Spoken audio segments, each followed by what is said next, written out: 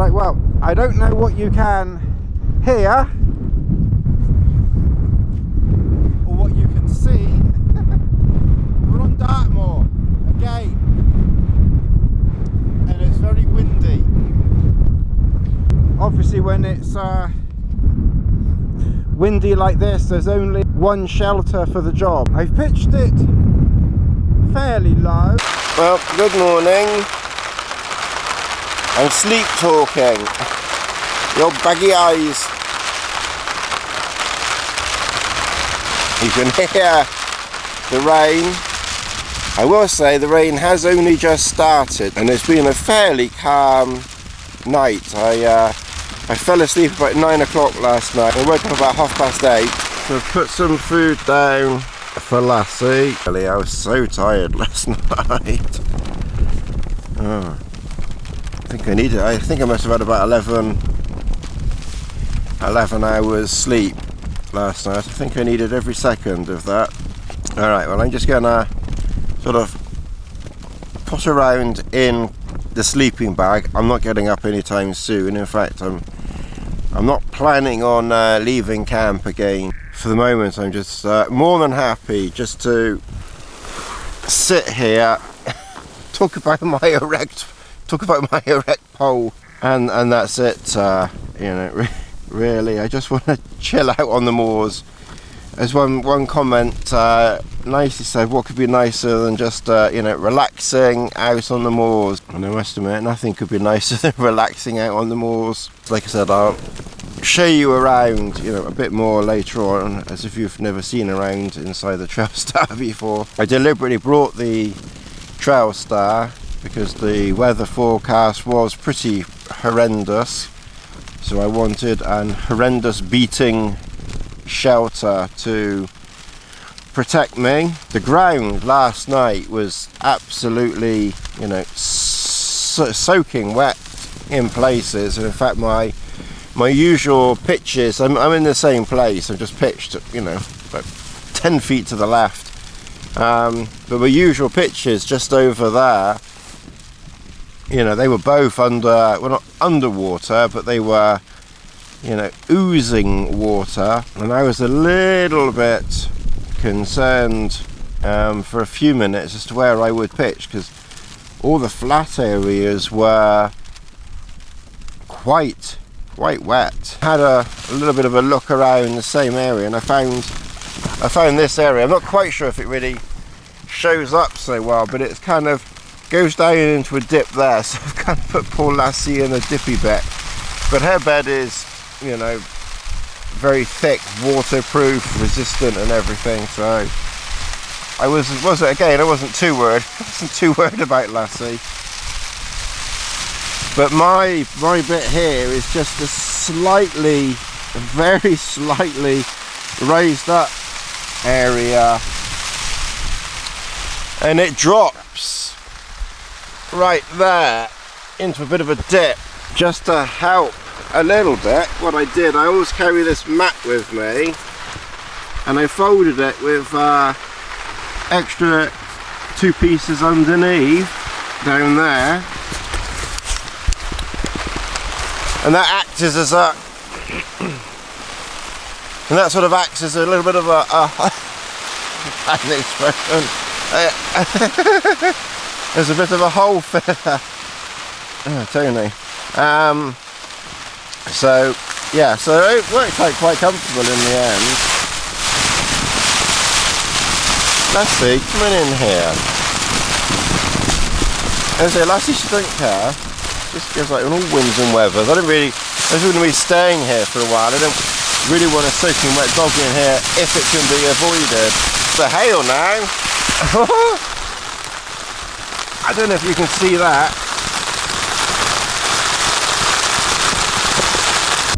I don't know what the time is. I would do a wristwatch check, but you can't see the watch. Oh, there you can. It's 5 to 12. So to give you a quick rundown, basically we're going to stay here today. Probably not, Lassie, probably not going to do any sub videos today. This is probably just going to be a camping in one spot video. It's basically the last week of February,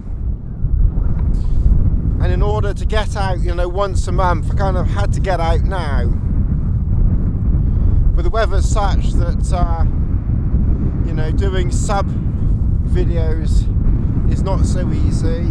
It's just a bit windy, and I don't think the conditions are great for that. I could pitch, collapse everything down and piss off for a little walk. Frankly, I'm just feeling too beeping lazy today.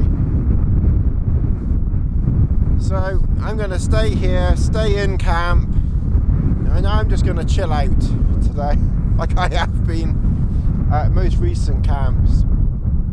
It suits me perfectly. I also considered pitching on this sort of bit of high ground here because there was water everywhere else. But what I didn't like about this area, as you can see, there's gorse around here a lot,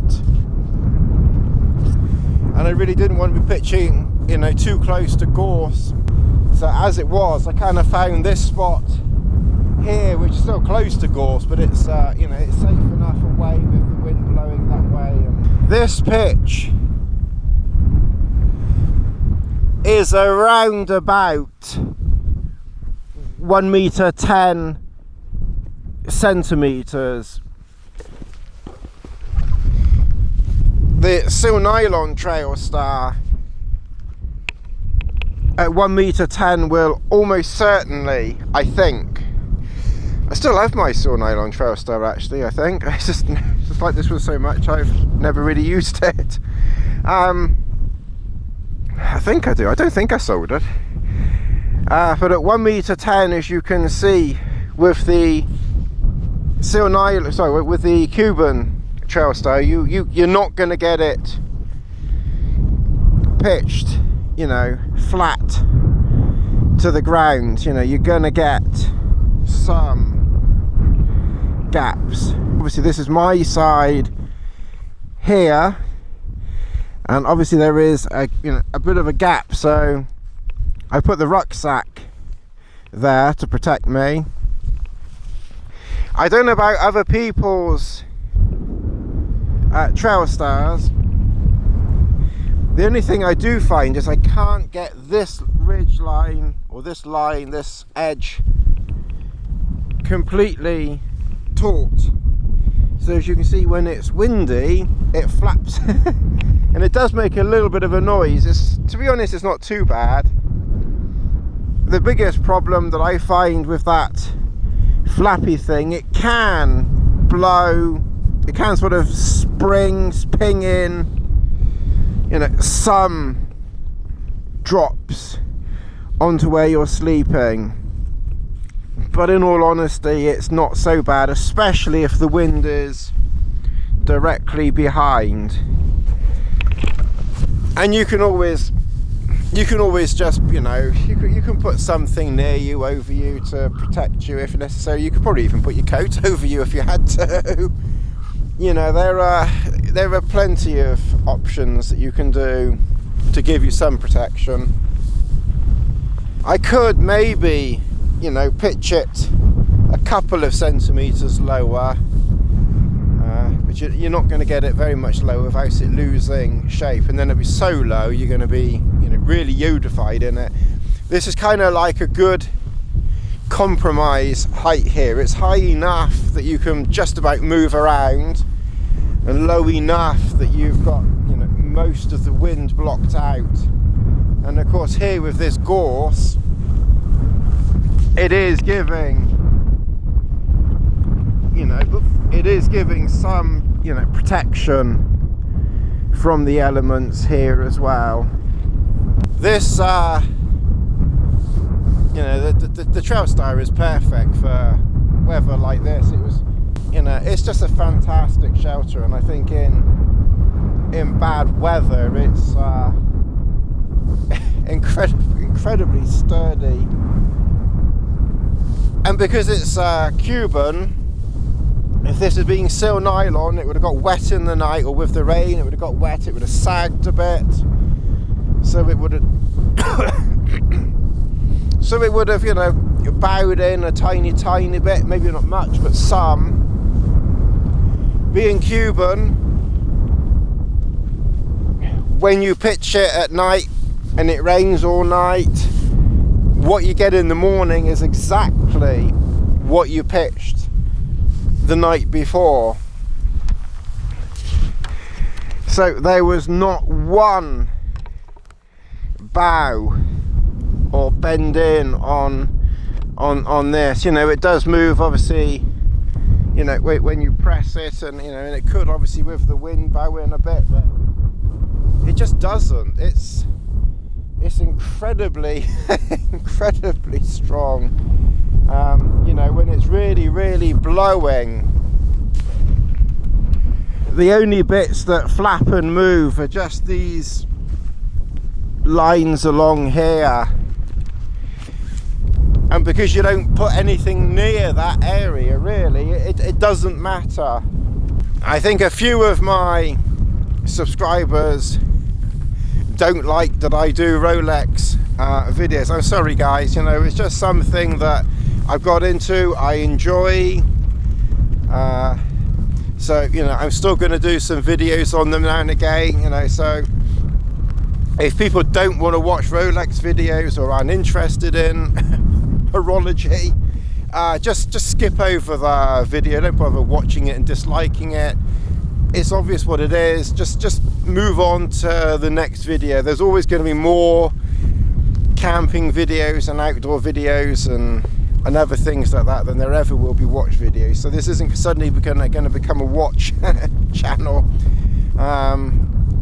So if you're not interested in that, then you know, just skip over it, rather than, you know, saying you don't like what. Rather than wasting your time telling me you don't like it and whacking dislikes on there, just save your time and skip over them and go and watch something else, or wait for another one of my videos to come out with something else. I just don't see the point in wasting your time, because I'm going to be doing more in the future. I was going to do a sub video, or a, you know, like a review, or not a review, but like you know, an information video on the Submariner that I got last time. But again, like I said, the weather is just, it's just not very good, and I don't think audio is going to be brilliant, especially if it's very windy and it does rain, then you're going to have that. So, and I've got, you know, I'm camping every single month, so I've got plenty of time, you know, to do things like that. Another comment that I had that was kind of funny, one comment said, cut out the innuendo. I'm not quite sure who said that, but it can't be an old subscriber, it must be someone new. But you know, innuendo, double entendres, talking about the length of my pole and my big erection and getting it up, and also you know, that's this channel. If you don't want innuendo, double entendre, you know, go and watch a different channel, because like I said, you know, I'm always going to be talking about my pole or something. It's strange, sometimes I put more innuendo in, it just works out that way, and you know, sometimes there's less. Welcome back to the Trailstar. It's 12:30, half an hour after the last video clip, and as you can hear, the rain has well and truly decided to come in. The forecast said 1 o'clock, so it's early. The forecast suggested it would be like this all afternoon, so you know, we will see whether that's the case or not. But anyway, I've got my water. I've had a very short walk, literally just walked up that way for like 10 minutes and back again. And in the time of walking back, indeed even when I was filming before.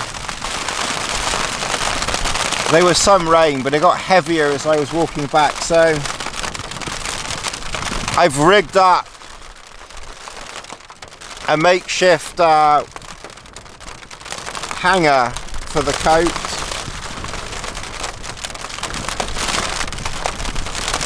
And I brought my kilt with me, which I've just put there. So any drips that come off the coat, they'll land on my they'll land on the kilt, not my sleeping bag. The kilt is useful in the Trailstar because if the wind did do a 180, or if any rain was coming in, then I can rig this kilt up. It's very rarely needed though, to be honest, but it's handy to have, but it's not essential. I've also got this little piece of Cuban which I got hold of years ago, and I hardly ever use it, but again it's handy in the Trailstar particularly, because I've got the peg down here and here to stop it blowing away, and then I can just stretch it out, or just do a watch check. Then I can just stretch it out over that way, so that if I need to do visit the little boy's room, I can just basically just kneel on that, work my way to the entrance, just stand up on it at the entrance without getting wet feet and without having to put shoes on and everything like that. So that's very handy and useful, and it's also a useful little area for putting things down there. Another funny comment that someone put, they said they don't know what direction my videos are going in or what I'm doing.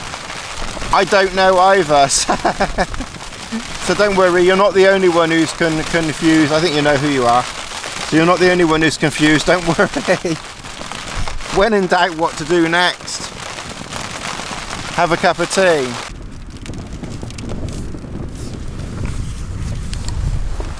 Okay, I just wanted to show you what I meant earlier on, that the walls, they don't really come in, even when it's quite blustery, very much at all. It really is a very, very strong and it really is a strong and stable shelter. Well, it's 3 o'clock in the afternoon. I've got the headphones on because I'm watching a film,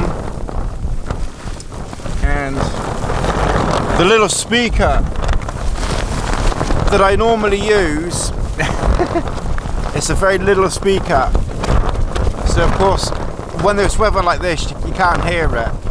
So when it's bad weather I put headphones in so I can hear the film.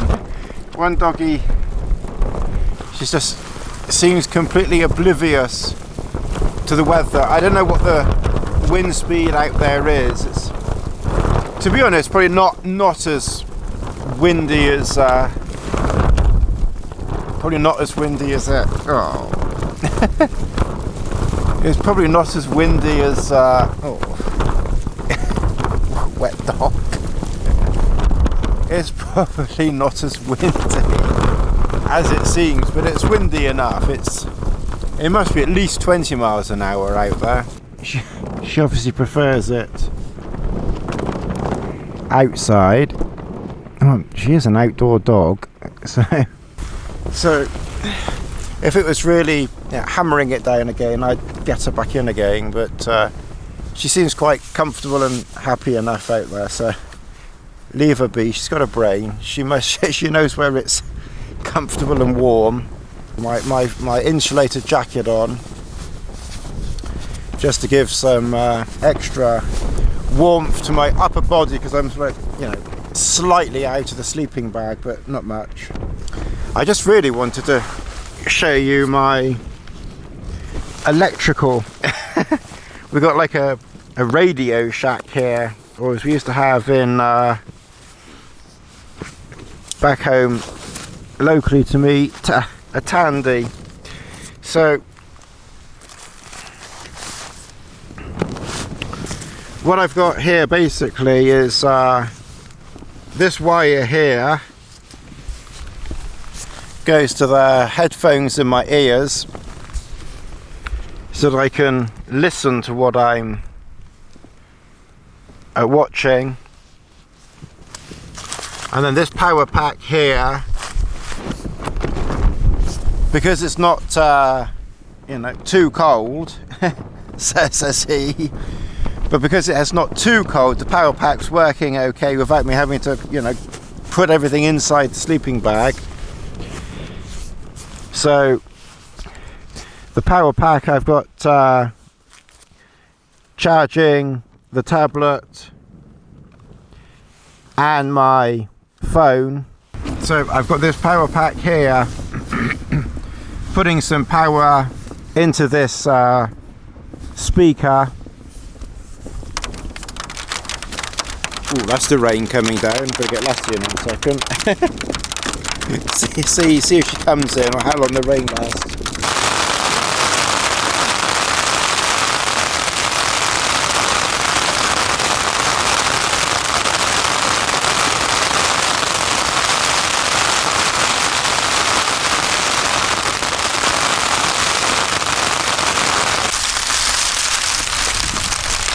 Well, that was fun. It's a good job that I got my side pitched quite low, because if my side had been pitched a bit higher, then we might have had a bit more coming in. As it is, I've just put this kilt over here just to give it some protection. The wet on top of the kilt is from when I put it next to my coat. Right, that was a bit of fun. So much more rain like that, and we'll have to do some more protecting in here of some description, either pitch even lower or just put something you know, around the place a bit more. This side is fine, as you can see, pretty much. One piece got in there. It did not get into that corner. That corner is safe, and the rucksack is protecting this side here, where I think I would need to keep that rucksack, because that side is higher off the ground.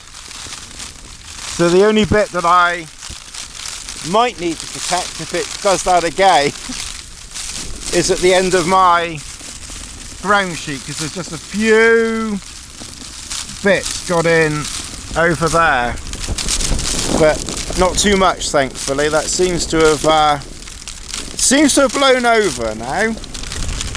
Lassie, thankfully, has come inside. That hail, I think, has now turned to snow.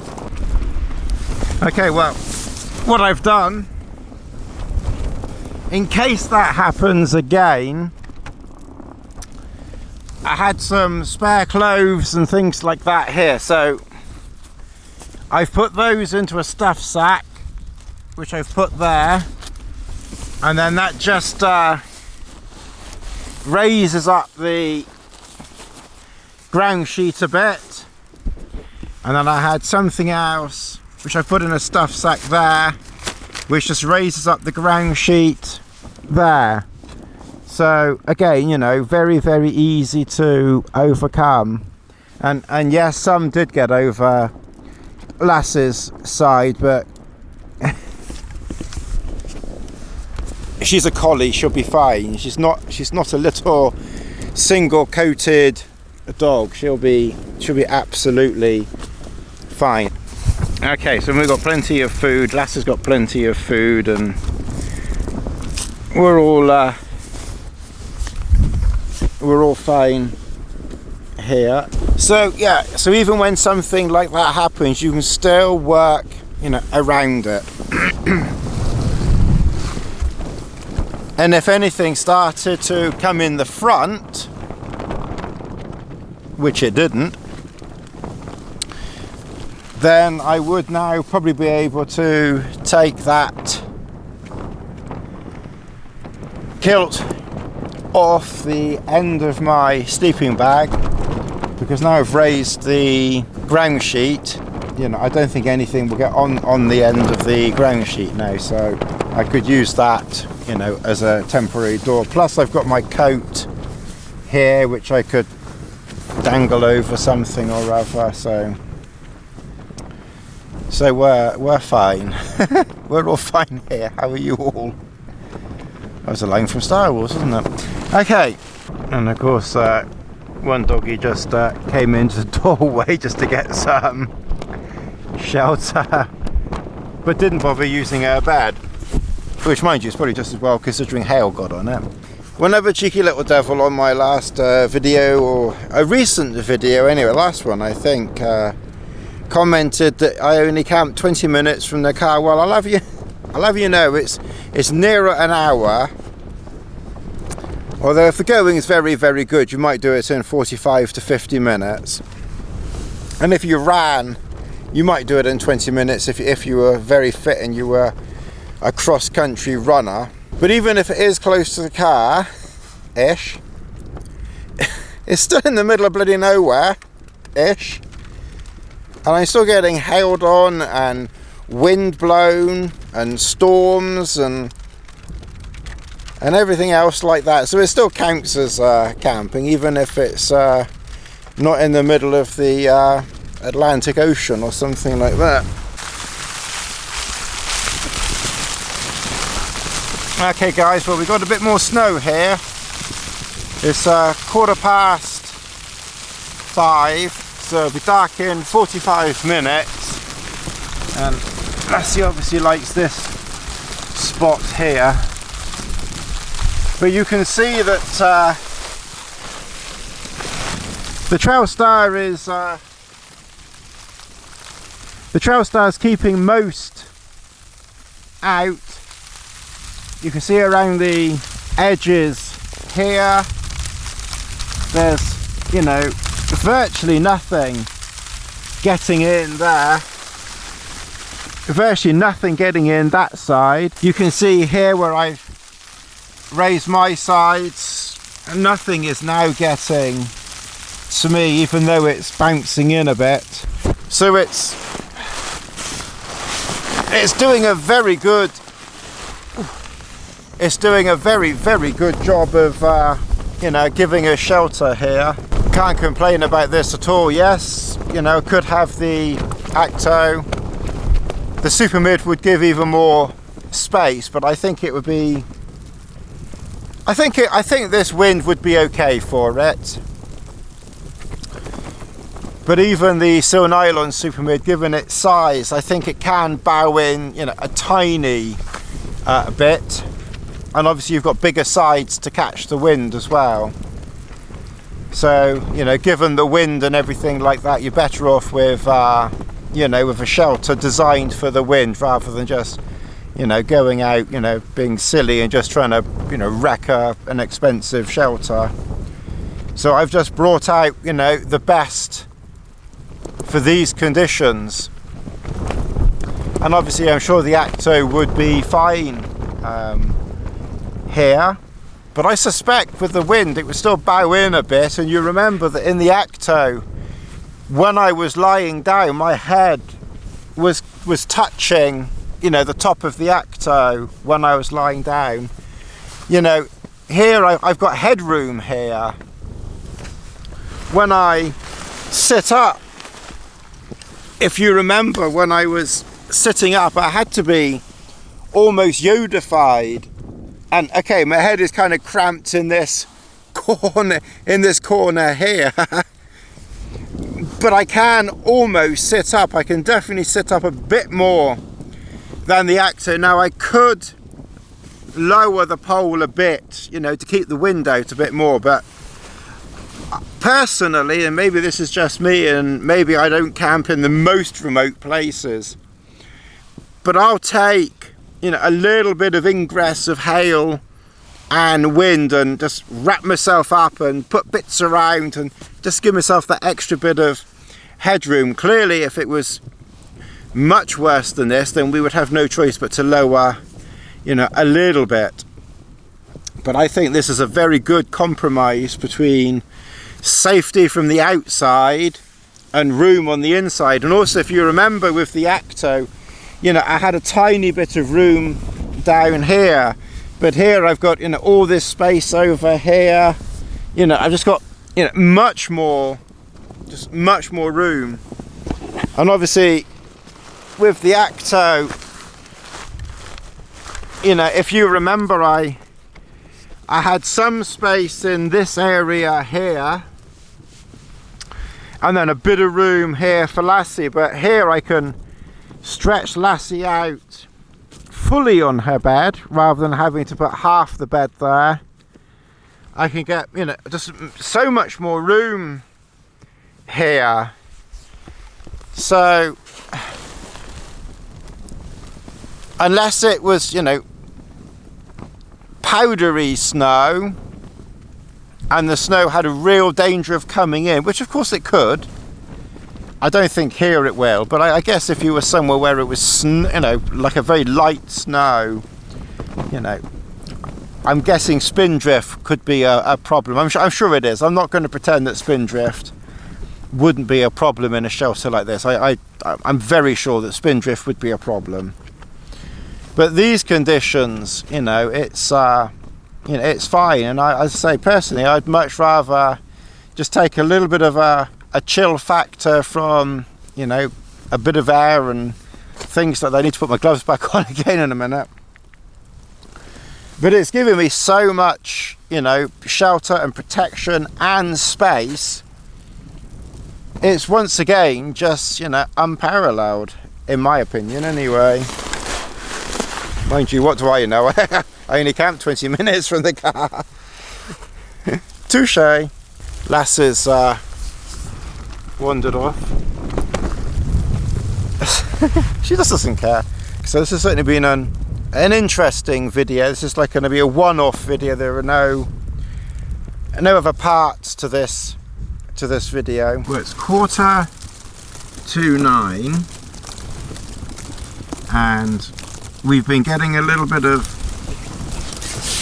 snow. Now there was a little bit of ingress coming in, so I just set this up, as I mentioned before, just to give a little extra protection. You can see there's you know, a little bit of snow or water gathering on it, so it's definitely helped. A little bit is getting in, but I have to say very little. But there's definitely some snow going on out there. I'm not sure if you can see the little bit of spindrift, you know, floating around. I must admit I wasn't quite expecting quite so much snow, but thankfully we're doing very well. So I put the booties on, the down booties on, and that's just helped keep my feet warm because they were just cooling off a bit. But I have to say the rest of me is doing doing fine at the moment. I can't see it going to get any colder than this. I had my pasta meal. I'll have another tea, you know, sometime later. There's no more ingress of snow, you know, inside. And you can see that I've put one stuff sack under there just to raise that up. In all honesty, it's probably not needed now. And I put another stuff sack there just to raise that up. But again, it's it was only really needed with that hail, when that hail was bouncing in. So really, I think, you know, we should be okay. We're watching Terminator Genesis at the moment, which is quite good. Good morning. It's 10:30. That was a bit of a rough night. We got through it fine, but it was a rough old night. That was a lot of hail and snow and wind.